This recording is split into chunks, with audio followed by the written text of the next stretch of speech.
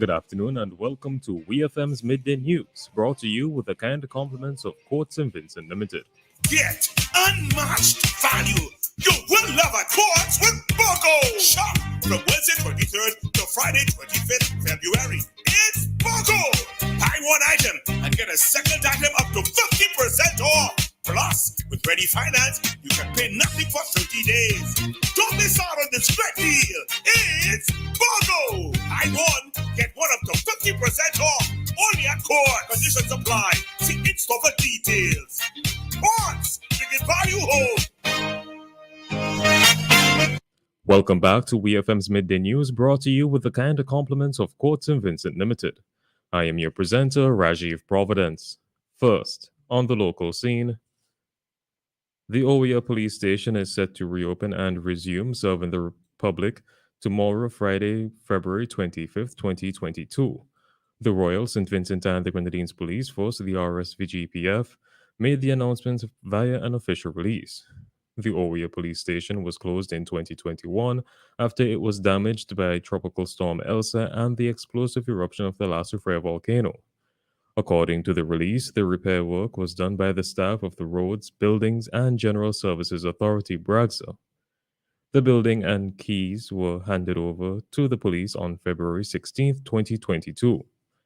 The Commissioner of Police, Mr. Colin John, expressed thanks to BRAGSA for its commitment to completing the repairs in a timely manner, as well as to residents of Owiya and surrounding areas for their patience and understanding while the station was out of service. The St. Vincent and the Grenadines Teachers Union, the SVGTU, held its general elections on Tuesday, 22nd, and Wednesday, 23rd February 2022. The results of the union's general elections were announced via an official release. Re-elected as president of the SVGTU was Oswald Robinson, who, in the lead up to the election, had promised to continue to defend and protect the fundamental right to the membership and to empower the membership. The remaining results are as follows: First Vice President Nicole Martindale, Second Vice President Abdon White, General Secretary Ketty Kidd Rind, Assistant General Secretary Tashana Reed, Treasurer Mariah Samuels, Public Relations Officer Fiona Charles, and committee members Lesha Benjamin and Fenric Pierre. The SVGTU in their release said that the elected officers will be installed at the 22nd Biennial Convention scheduled for April 2022 for the 2022 to 2024 biennium.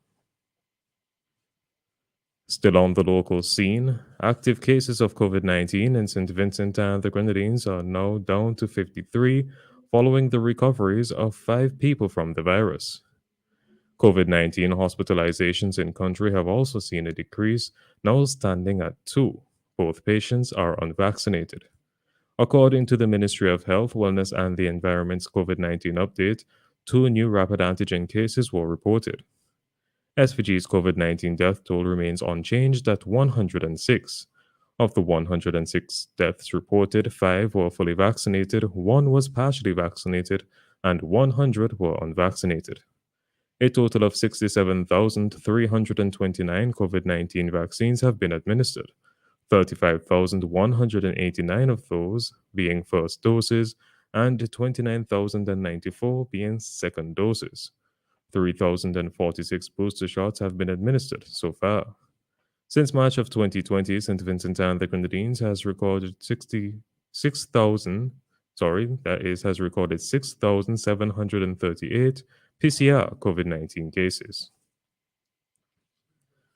On to news in the region.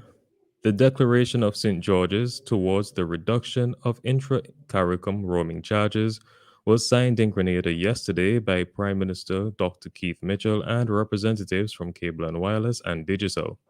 By way of this declaration, Digicel and Cable and Wireless commit to implementing the new roaming model, which will be set out in their respective proposals. Addressing the ceremony, Grenada's Prime Minister Dr. Keith Mitchell says the declaration means citizens will have options to use their mobile phones as they move freely within the single space at reduced costs.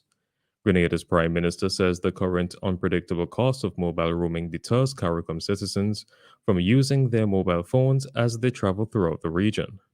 Dr. Mitchell says citizens and policymakers welcome the declaration as it would make roaming charges more transparent, predictable, and affordable within this single space. Dominica's Prime Minister Roosevelt Skerrit says he remains confident that the visit of a delegation from Saudi Arabia will lead to improved relations between the two countries. The delegation, which arrived in Dominica on Monday, is led by Tourism Minister Ahmad Agil Al Khatib, and Skerrit said Dominica has great admiration for the Kingdom of Saudi Arabia and is looking forward to areas in which the two countries can collaborate. I am very confident in the strengthening of the relationship. We have been in contact with Saudi Arabia for some time. This is the first visit of a high ranking official to Dominica, and so it is a good indication of the seriousness and sincerity of the Kingdom of Saudi Arabia in advancing its bilateral relationship with Dominica. Skerrit said that there are a number of areas his island is interested in, developing a relationship with the oil rich country, including tourism and agriculture, adding that he believes they can collaborate with the kingdom. On the international scene, Russian forces have launched a military assault on neighboring Ukraine, crossing its borders and bombing military targets near big cities. Ukraine said that Putin has launched a full scale invasion of Ukraine. Russia's military breached the border in a number of places in the north, south, and east, including from Belarus, a longtime Russian ally. NATO's chief is calling on Russia to immediately cease military action, withdraw its forces from Ukraine, and choose diplomacy. Jens Stoltenberg said in a statement that Russia is using force to try to rewrite history and deny Ukraine its free and independent path. NATO's core task is to protect and defend all allies, he says.